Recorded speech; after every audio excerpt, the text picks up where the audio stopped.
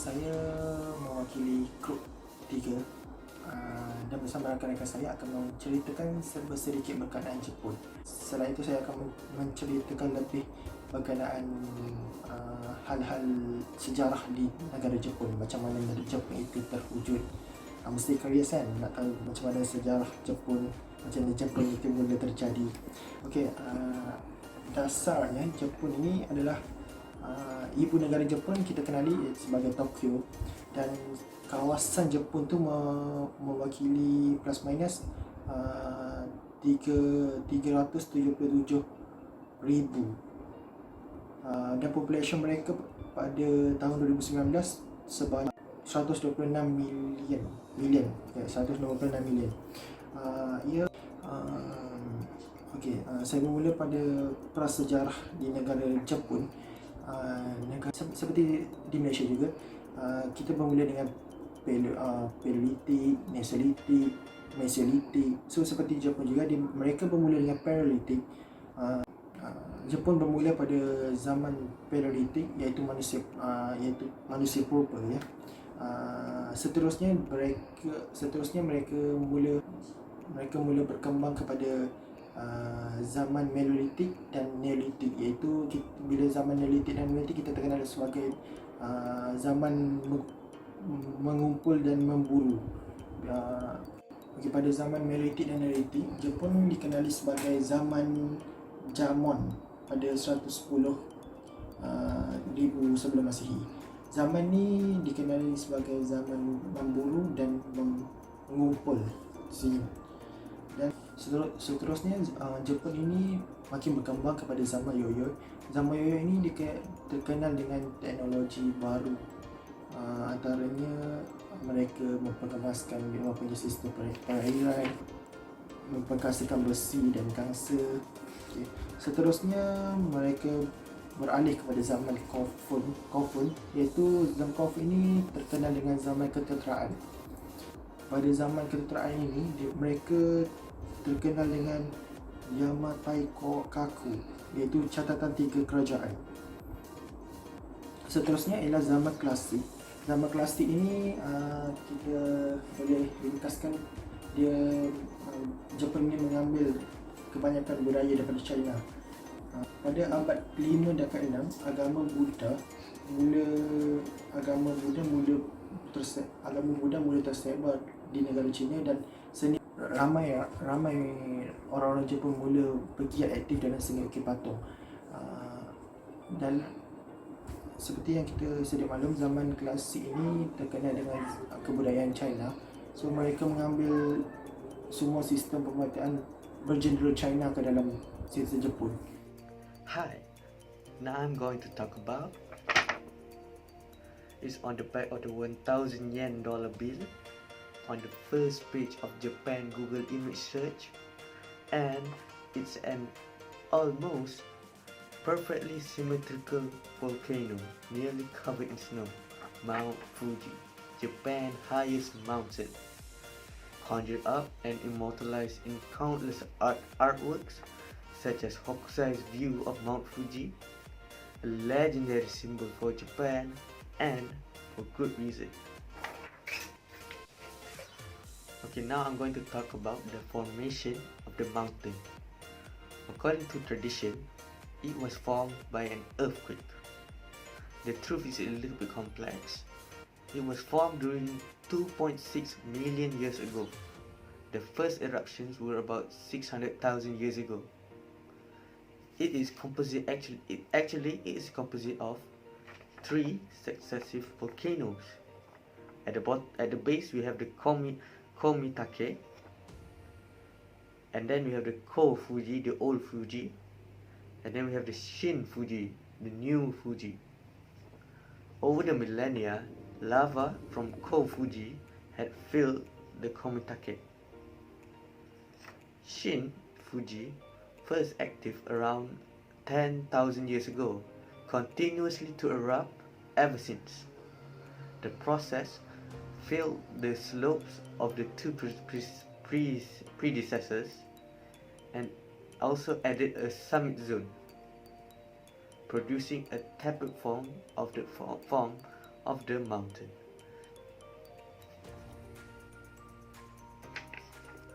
Okay, the first thing we're going to talk about is the name. The name predates kanji, and these characters are ateji, meaning that they were selected because their pronunciation match the syllables of the name but does not carry a meaning related to the mountain. The original name is unclear, having no recording of it being first called by this name. A text from the 9th century Tale of the Bamboo Cutter said that the name might be referred to this immortal, which in Japan called Fushi or Fuji. There are also other names for the mountain, such as Fujinoyama, the mountain of Fuji, or Fuyoho, the lotus of peak. Okay, here are some fun facts about the mountain. Do you know that while it may be a site of serene and sacred beauty, it's actually an active volcano? True story. Another fact, in late 1868, women were forbidden to climb it. No woman at all. The first woman to climb it was named Lady Fanny Parks in 1869. The first person to climb the mountain was actually a monk in 663 AD. And lastly, Mount Fuji is the most climbed mountain in the world, totaling up to 300,000 climbers in just 2 months. That is all. Assalamualaikum. Nama saya Ahmad Arif bin Azmi dan saya akan menerangkan tentang beberapa makanan Jepun yang terkenal. Okey, yang pertama adalah sushi. Sushi merupakan hidangan yang paling bercirikan Jepun dan dikenali ramai. Ia merupakan gabungan nasi, cuka, garam dan gula serta pelbagai ramuan segar yang bermusim seperti makanan laut, sayur-sayuran, cendawan, telur dan daging. Sushi secara tradisinya diperbuat daripada beras putih dan bukannya beras perang maupun beras pendek. Pada suatu ketika dahulu, sushi merupakan sejenis makanan yang mahal dan melampaui kemampuan rakyat biasa. Secara asasnya, cara pepanganan sushi yang betul adalah dengan menggunakan tangan dan hanya mencicah bahagian ikan ataupun bahagian daging ke dalam kicap manis, bukannya bahagian nasi. Okey, dia adalah soba. Soba ialah sejenis mi yang diperbuat daripada tepung buckwheat atau kombinasi tepung buckwheat bersama dengan tepung gandum. Ia merujuk kepada mi nipis berbeza dengan udon yang lebih tebal. Mi soba dihidangkan sama ada sejuk bersama sos pencicah atau dihidangkan panas bersama sup. Hidangan ini mempunyai kandungan karbohidrat serta protein yang sesuai untuk yang sedang berdayet. Ramai yang menganggap ramen merupakan makanan mi utama Jepun, tetapi ianya meleset daripada fakta sebenar kerana ramen bukannya berasal daripada Jepun, tetapi ianya datang daripada China dan berhijrah kepada Jepun. Okey, maka hidangan mi tradisional oleh orang Jepun ialah mi soba. Okey, yang terakhir, ini bukannya makanan tempatan sebenar masyarakat Jepun, tetapi ianya sangat terkenal kerana ianya bermula dan berasal daripada Jepun. Okey, makanan tersebut adalah merupakan wagyu, daging wagyu. Okey, apa bermaksudnya daging wagyu ini? Wagyu sebenarnya jika ditranslatekan ke dalam English bermaksud Japanese cow. Daging ini dikatakan istimewa kerana ianya mempunyai kandungan lemak yang banyak yang menyebabkan ianya mempunyai rasa yang unik dan premium.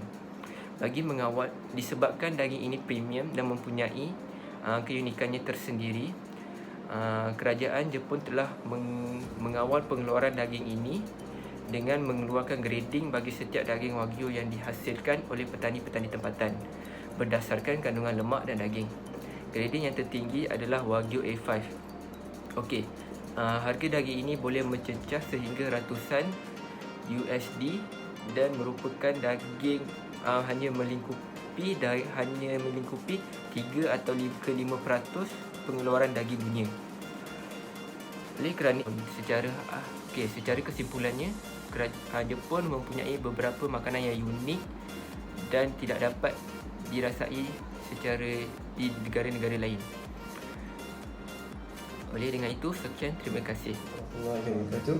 My name is Umar Fikri, and I will explain to you about the religions and some festivals that have been celebrated in Japan. So, as I'm doing the research about religion, I found out that Shinto is the most famous religion, and Buddhism is the second most famous. So, I will explain to you about Shintoism. Shinto is a religion that has been originated in Japan, coming from two Chinese words, Shen and Dao. Shen means God and Dao means direction. Shintoism followers worship Kami as God. Kami means God in Japan. Okay, actually Kami is not any supreme power or any human beings. Kami is like a spirit that have been connected in all natural things, such as oceans, trees, even in human beings, but it become a vessels for them to connect. And then how do Shintoism followers pray in their daily lives? So they will visit Shinto shrines as a medium for them to do their prayer. Okay, when you enter the Shinto shrines and you want to pray, first you have to bow 2 times deeply until your body become 90 degrees Celsius, and after you bow you have to clap your hand. As your palms are connected, your right hand slightly lower than left hand, because left hand represents God and right hand represents you yourself. And after that you clap 2 times, and after that perform your silent prayer, demand whatever you want, tell the Kami your name and your address, and after you finish prayer, don't forget to bow 1 time as an appreciation to the God. And that's all how Shintoism followers pray in their daily lives. About the festivals, there are many festivals actually, and I want to tell you about this one festival that is the most famous, especially in the winter. Yuki Matsuri. It is a festival that happens between January and February every year. It is located in Sapporo, one of the states in Japan. It is actually a snow festival where people go there and build their ice sculptures and statues. Some of them represents memorial of a dead body or memorial of an event that they have been gone in the past. It's actually the history was, there is this group of high school boys and girls actually, they built an ice sculpture in this place in Sapporo after they go back from their school in 1950. And as time goes by, it became famous, and now it has become a legitimate festival celebrated in Japan. And in 2007, okay, that is a fact, 2 million of Japanese residents went to Sapporo and celebrate the snow festival. Okay, in summary, we know that Japan is a country where Shintoism prioritized over other religion, and they assume that Shintoism is not only a religion, but it is the way of their lives. And then we should take moral values from Japan in terms of the gatherings. Okay, in terms of they do the celebration, they do it together, they come, they participate. So it means a lot for the festivals to become more famous and more meaningful for them. And with all being said, thank you. Okey, kita akan berceritakan tentang culture menjaga kebersihan dekat Jepun. Macam mana masyarakat Jepun ni menjaga kebersihan? First kali, dari rumah diorang sendiri, diorang dah terapkan untuk menguruskan sampah diorang secara sistematik. Contohnya, kalau kalau bekas sisa makanan tu diorang akan asingkan kat satu tempat, dan untuk sisa makanan tu sendiri diorang akan asingkan dekat satu tempat. Dan untuk bekas sisa makanan tadi, kita ada beberapa jenis bekas sisa makanan, iaitu plastik, kaca, kertas dan tin. Jadinya diorang akan asingkan mengikut kategori diorang sendiri, kategori-kategori tadi.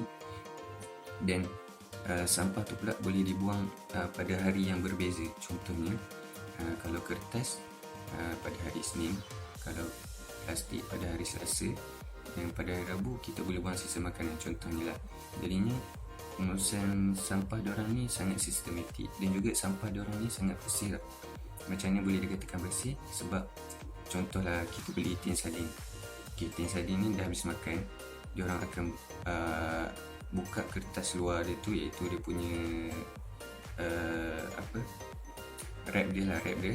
Yang kertas tu diorang akan asingkan satu tempat, dan tin tu sendiri diorang akan kerat, dan diorang akan basuh sampai bersih. Jadinya tin tu pula dia akan asingkan satu tempat. Jadinya sampah diorang ni sangat bersih. Pengurusan sampah diorang ni memang sistematik. Jadi disebabkan diorang uruskan sampah diorang dengan baik, serangga-serangga ni susah nak jumpa. Contohnya macam semut, lipas kan, kalau kita tertinggal gula seharian, takkan ada semut yang akan datang.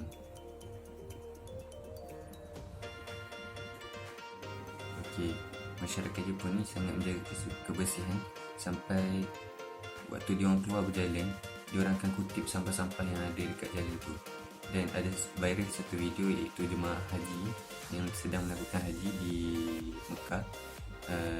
Ketika dia melakukan haji, dia kutip sampah-sampah dekat area Mekah tu sendiri.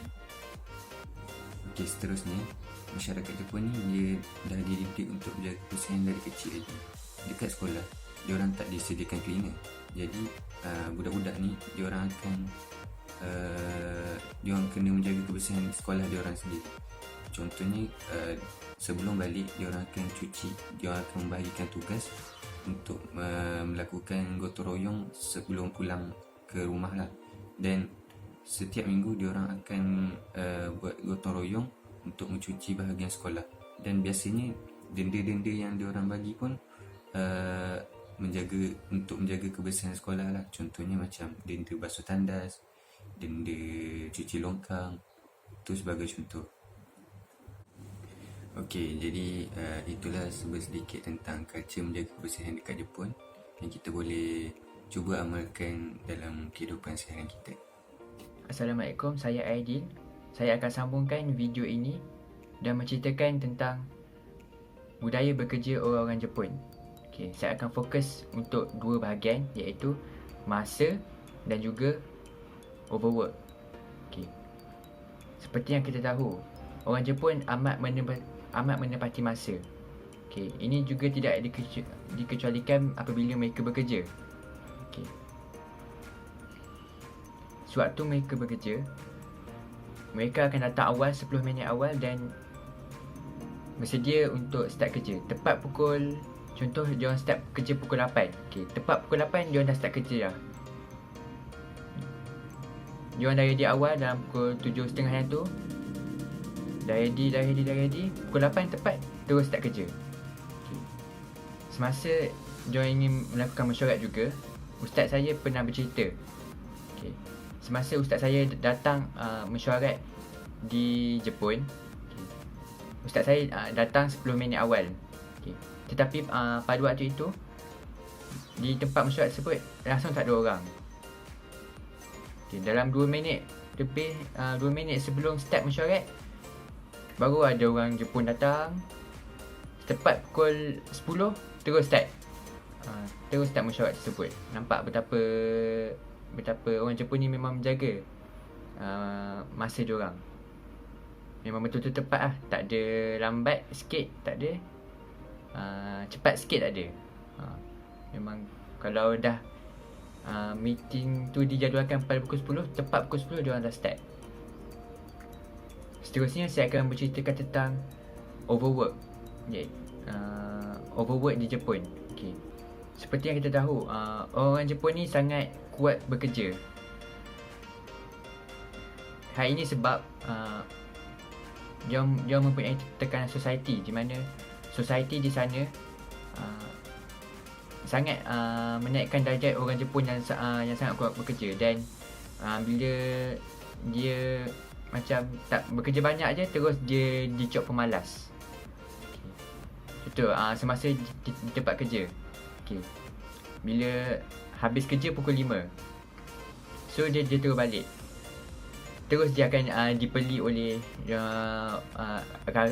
rakan-rakan kerja diorang, dipeli oleh seniority diorang. So diorang terpaksa bekerja sampai pukul 8 supaya diorang tak dipandang enteng oleh society sana. Pada tahun 2016, ada satu survey ni di mana 20% daripada 1000 pekerja mengambil kerja lebih masa, overtime work sebanyak 80 jam seminggu. Bayangkan, memang banyak sangat dah.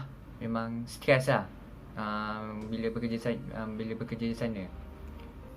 Orang Jepun punya overwork ni sampaikan pada satu tahap ramai yang mati sebabkan overwork. Kat sana kalau mati sebab overwork dipanggil karoshi, di mana ada dua, iaitu sama ada diorang buat suicide, bunuh diri, ataupun penat sangat sampai heart fail sebab diorang tak tidur. Selepas itu seniority di sana juga sangat tinggi, di mana junior kena datang awal daripada senior. Itu memang biasalah. Tapi dekat sana memang junior memang kena datang awal daripada senior. Bila buat kerja, junior kena buat lebih banyak kerja daripada senior. Contoh kalau senior tak pergi rehat lagi, junior tak boleh pergi rehat dulu. Dia memang akan kena peli oleh senior di sana. Itu sajalah huraian saya tentang overwork. Di mana orang Jepun ni diorang amat tekankan